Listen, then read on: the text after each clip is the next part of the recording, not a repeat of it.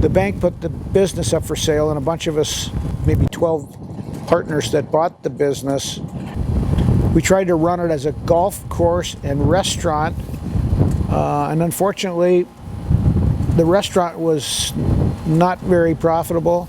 The planned real estate investment around the golf course was not possible.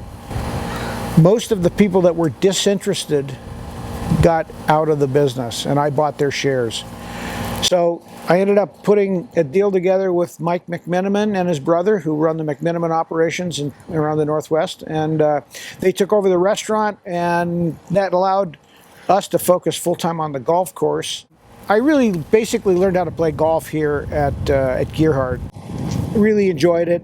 My kids were little at the time, and we would come down in the summertime, and actually even in the year-round we would come to Gearhart and play golf. You know, the golf course is owned by myself and my family, so both of my kids played golf in college, and they liked playing here, and it's a big part of our family.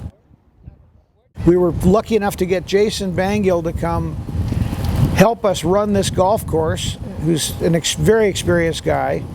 He moved from Hawaii here to help us, and Forrest Goodling, who was a world-renowned superintendent, came down and joined us. So the team here has been spectacular, and we got the dream team.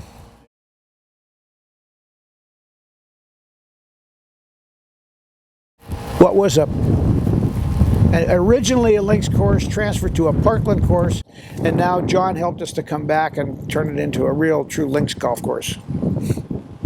Well, when John first looked at the golf course, he said, you know, this is really interesting, but you got to take the trees out. Mike Kaiser, who's the owner at Bandon Dunes, came and played, and he goes, God, this is pretty interesting, but you got to take all the trees out. And David Kidd came and played once, and he said, wow, this is interesting, but you gotta take the trees out, and pretty much self-determined. It was the right thing to do. Then we had a gentleman who is a local guy who's got an excavating business. He said, hey, let me try something. So he just ran his excavator out and picked up the trees, shook it off, all the sand fell off the roots, and it took him a couple of weeks, I think, to pull all those trees out of the ground. It was great. So the city gave us a permit to burn them all, but when we pulled out the 400 or 500 trees, there were stacks 50 feet high, and the neighbors got a little excited. So we brought in a big chipper, and they took care of all the trees and chipped them all up and took them away.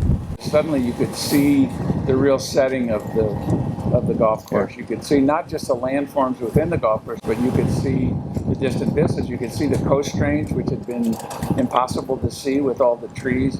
So suddenly you realize where you were. Then the golf course began slowly to say, you know, here I am, let's restore me. We changed hole number 4. It was so severe in its design that it was impossible to not hold water in the winter, freeze, and it was just a constant battle. And then we changed number 15's tee box. Taking the trees out revealed the coast range. We could use this ancient Japanese landscape technique and shape the tops of the berms with the same silhouette that you saw in the distance in the coast range. And that gives the impression when you're looking at them that they were created by the same forces, even though the scale is very different. But it's kind of the way to keep the natural looking feel of the golf course. But as far as the course itself, holes and so on, very, very little modification was attempted. Well, we always talk about polishing the gem, so you know you can't stop polishing, but hopefully we don't have to build more rings to hold the gem, and you know it's. But I think we're pretty much where we want it to be, and now it's just continuing, you know, tweaks and making it better all the way along. Working with Tim is like working with Cosimo de' Medici in the Renaissance. I mean, somebody is a great patron of the art. You know, he's the great patron of golf in the Northwest. And so giving us this opportunity to work on polishing this gem is just fantastic.